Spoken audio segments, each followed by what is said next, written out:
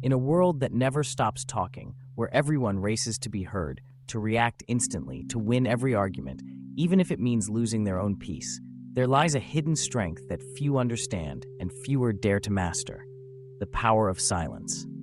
Not the silence of fear or avoidance, but a conscious, strategic silence, a fierce, brilliant stillness that is anything but empty. This silence is your amplified presence. Silence is not a void, it's fertile soil, a place where your mind clears, your heart opens, and your soul begins to see. When you stop reacting, you start watching.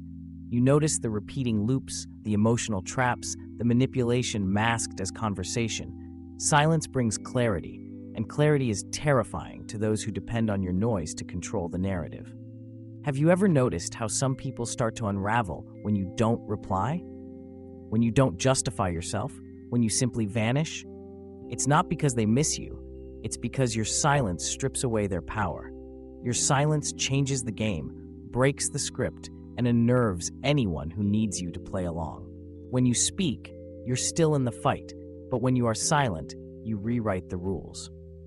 True silence is mastery, mastery over your own energy, your own emotions. It is the refusal to be pulled into battles that drain your soul. Carl Jung said, individuation, becoming who you truly are, demands this distancing. Only in silence can you hear your own voice, free from the world's interference. But here's the hard truth: silence comes at a cost. It pushes away those who valued you only for the role you played.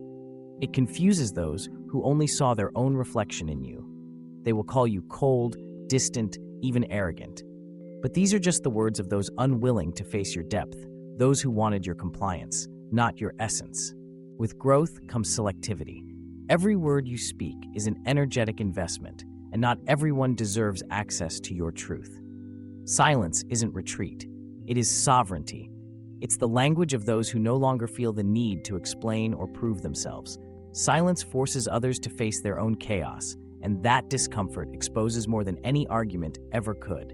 You don't owe anyone an explanation. Your absence speaks for itself, and those threatened by it reveal how much they needed your chaos to keep control. But the greatest silence isn't one that disturbs others. It's the silence that heals you, that rebuilds you from the inside out. This silence reconnects you to something beyond approval, beyond external demands. It's here, in this sacred space, that your vital energy regenerates, that you learn to guard it fiercely. And this is what we will explore next. Not just how to cut out external noise, but how to reclaim your energy, to choose where it flows, where it stays, and where it absolutely must never be wasted. It's time to become selective with your soul. If you're ready to reclaim your energy, set clear boundaries, and protect your peace, you'll find deep value in my book, Beyond the Shadow. It dives into Jung's most powerful ideas and equips you to safeguard your energy, build emotional resilience, and reconnect with your authentic self. Links in the pinned comment. Because knowing this intellectually means nothing if you keep saying yes when you mean no, if you keep responding to distractions, if you keep holding on to empty connections that drain you. Awareness without action is just another way to deceive yourself. True transformation begins the moment you decide to be selective. This requires emotional discipline. Conscious unavailability is not about being cold, indifferent, or arrogant. It's about becoming unreachable to any energy that isn't aligned with your peace. It means taking back control over your time, your focus, your inner calm. Start small. Don't respond immediately. Breathe before reacting. Walk away before chaos pulls you in. Turn off your phone guilt-free. Say, "Not today. I'm not interested. I won't get involved." And most importantly, you don't owe anyone a justification for your silence. You owe only yourself.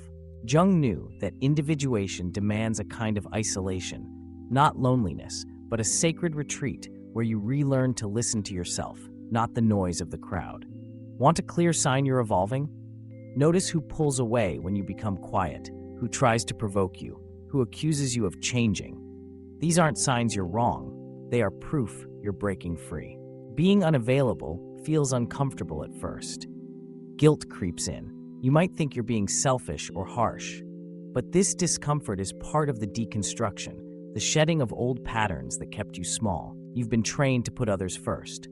Now you're reversing that. That shakes everyone who relied on the old you.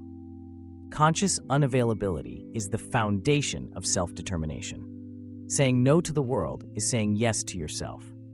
Walking away from toxic dynamics is saying your peace is worth more than any false connection. And when you stop explaining yourself, respect follows, even if from just a few. Not everyone will accept this.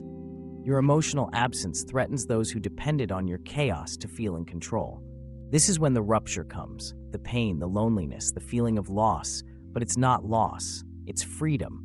What comes next? What is born from silence? In the next part, we'll talk about the rebirth, the strength found in solitude, the wholeness born from courage, the peace of becoming fully yourself, even if it means being misunderstood. Because the loneliness of the strong is the path to true freedom. When you become unavailable, a deep silence arrives, uncomfortable, questioning.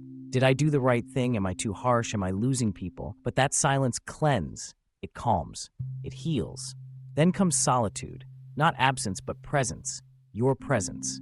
The solitude of one who no longer sacrifices themselves to please others. In that stillness, clarity enters, anxiety fades, neediness transforms into unshakable inner strength.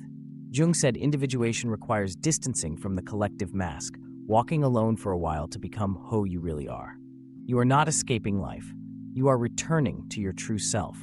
You stop reacting and start creating. You shape your reality from within.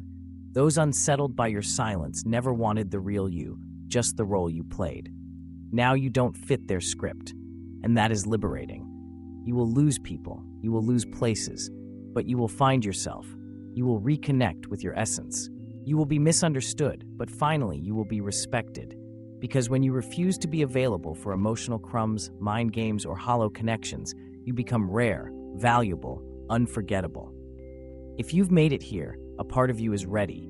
You've already begun to understand that being loved means nothing if you lose yourself in the process.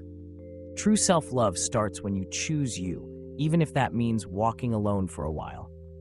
Tell me below, are you ready to be misunderstood, rejected, even hated for the sake of your inner freedom? Are you willing to pay the price of being you?